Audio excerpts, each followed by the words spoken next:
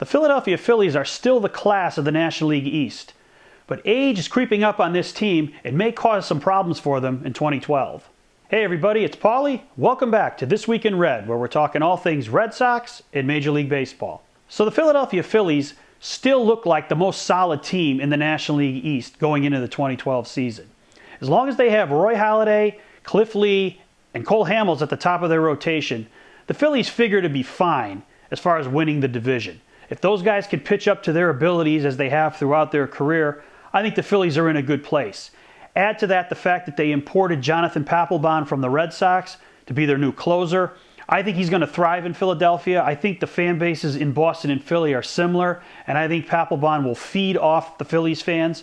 As long as he doesn't blow, say, 3 of his first 4 saves, because as we all know, regardless of sport, fans in Philadelphia, if you fail with them, they turn on you very quickly. So Papelbon's going to need to get off to a good start in his career in Philly to placate the fans and get off to a good start with that relationship. But knowing his personality, and again, the fact that he likes to feed off the fan base, I think that he'll be just fine. Citizen Bank Park, it's sold out every night, and Papelbon will certainly enjoy pitching there very much. But age is going to be a problem with this Phillies team.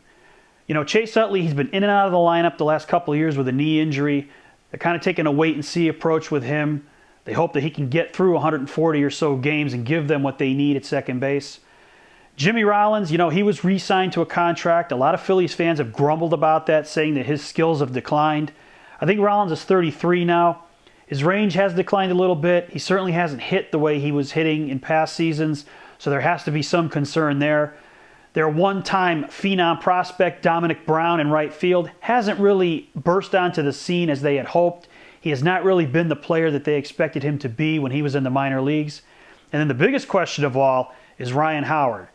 If you remember, Howard made the last out of the playoffs last year, and in the process, he tore his Achilles tendon.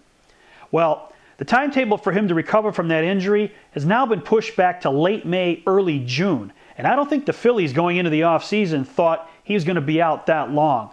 And he is the heart and soul of their lineup along with Utley.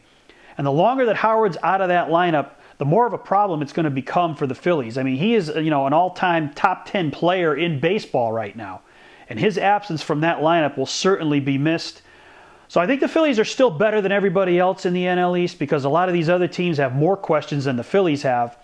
But the age on this team is starting to show, and it bears watching to see how it will affect the Phillies in 2012. So Phillies fans, what's the outlook for you guys this year? What do you think is going to happen with the Phils in 2012? Thanks for watching. Don't forget to subscribe and tell all your friends about This Week in Red.